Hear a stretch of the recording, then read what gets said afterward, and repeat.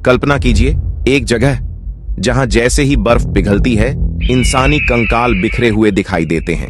क्या यह कोई प्राचीन श्राप है या फिर एक भयानक प्राकृतिक हादसा? सबसे बड़ा सवाल, इनकी मौत का राज क्या है? इस वीडियो में हम रूपकुंड के उस अंधेरे रहस्य की तह तक जाएंगे जिसने सदियों से इतिहासकारों, वैज्ञानिकों और खोजियों को हैरान कर रखा है। आपको जवाब मिलेंगे, लेकिन क्या आप तैयार हैं उस सच्चाई को जानने के लिए जो इन बर्फीली पहाड़ियों के पीछे छुपी है? तो चलिए इस रहस्यमयी सफर की शुरुआत करते हैं। उत्तराखंड के चमोली जिले में लगभग 5029 मीटर की ऊंचाई पर बसी यह झील, जिसे लोग स्केलेटन लेक यानी कंकालों की झील कहते हैं, हर साल गर्मियों में एक अजीब दृश्य दिखाती है। जब बर्फ पिघलती है तो सैकड़ों इंसानी हड्डियां और खोपड़ियां झील के किनारे और उसके भीतर दिखाई देती हैं। इनके बारे में आज तक कोई पुख्ता जवाब नहीं मिला है। यह है रूपकुंड, जिसे दुनिया स्केलेटन लेक यानी कंकालों की झील के नाम से जानती है। 1942 की गर्मियों में जब हिमालय की ऊंचाइयों पर बर्फ पिघलने लगती है तो एक ब्रिटिश शासन के वन रेंजर हरिकिशन माधवाल हिमालय के एक ऊंचे हिस्से में काम कर रहे थे। उस समय भारत ब्रिटिश शासन के अधीन था और दूसरा विश्व युद्ध भी जारी था, इसलिए पूरी दुनिया तनाव में थी। जैसे ही वह रूपकुंड के किनारे पहुंचे, उन्होंने कुछ ऐसा देखा जिसकी उन्होंने कल्पना भी नहीं की थी।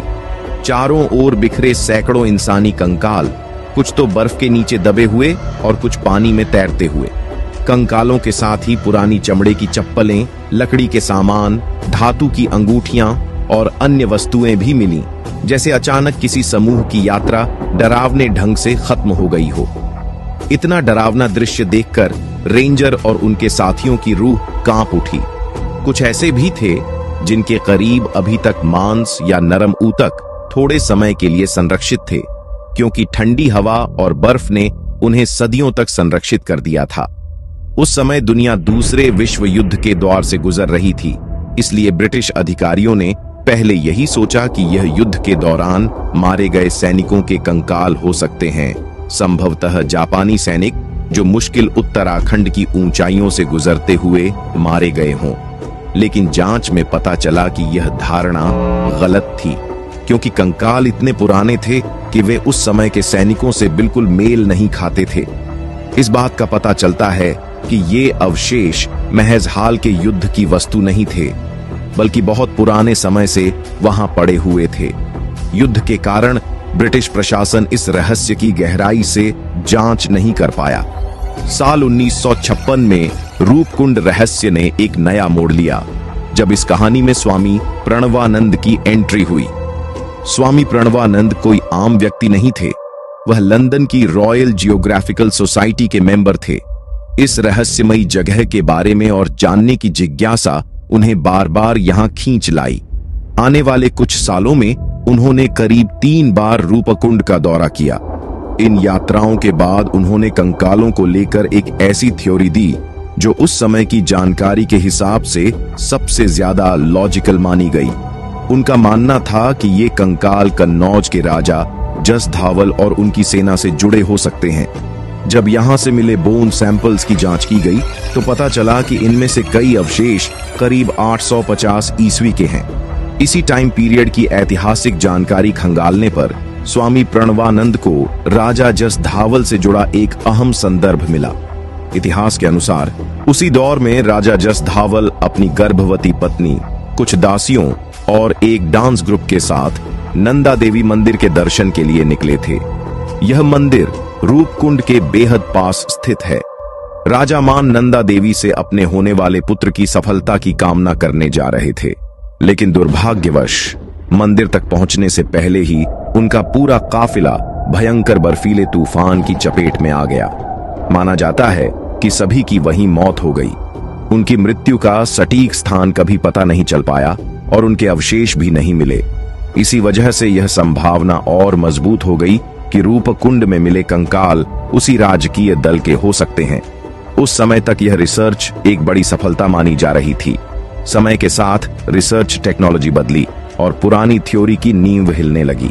20 अगस्त 2019 को वैज्ञानिकों डैनियल एच रिच, आयुषी नायक और निक पैटरसन ने मिलकर एक नई स्टडी पब्लिश की जिसने सबको चौंका दिया।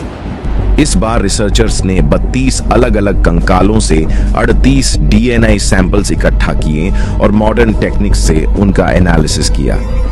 मकसद था यह समझना कि ये लोग कौन थे और किस दौर से ताल्लुक रखते थे। रिजल्ट्स हैरान कर देने वाले थे।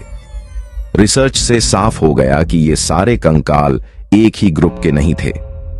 38 डीएनए सैंपल्स में से 23 सैंपल्स साउथ एशियन एंसेस्ट्री से जुड़े थे, कुछ ईस्टर्न मेडिटेरेनियन बैकग्राउंड के थे और कुछ में साउथ ईस्ट एशियन एंसेस्ट्री पाई गई, यानी अलग अलग जगहों और अलग अलग लोगों का यहां आना तय था। जब इन कंकालों की रेडियो कार्बन डेटिंग की गई तो कहानी और भी दिलचस्प हो गई।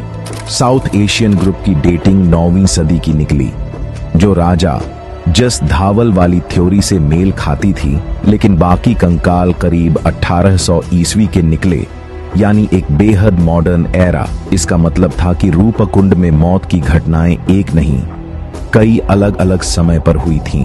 अब रिसर्चर्स के पास लगभग सारी जानकारी थी। लोगों की उत्पत्ति, उनका समय और उनकी जातीय पहचान।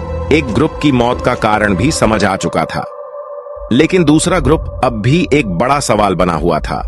ऊपर से एक डीएनए सैंपल ऐसा भी था जो दोनों ग्रुप से अलग निकला। अब सिर्फ 2 सवाल बचे थे। इन लोगों की मौत हुई कैसे? ये सब लोग खास तौर पर यहीं आकर क्यों मरे? जब रिसर्चर्स ने कंकालों की तस्वीरों को ध्यान से देखा तो एक बात कॉमन नजर आई। लगभग सभी खोपड़ियों में गंभीर चोटें थीं। अब सवाल यह था कि बर्फीले तूफान में ऐसा क्या गिर सकता है? जवाब था ओले, हेलस्टोन्स।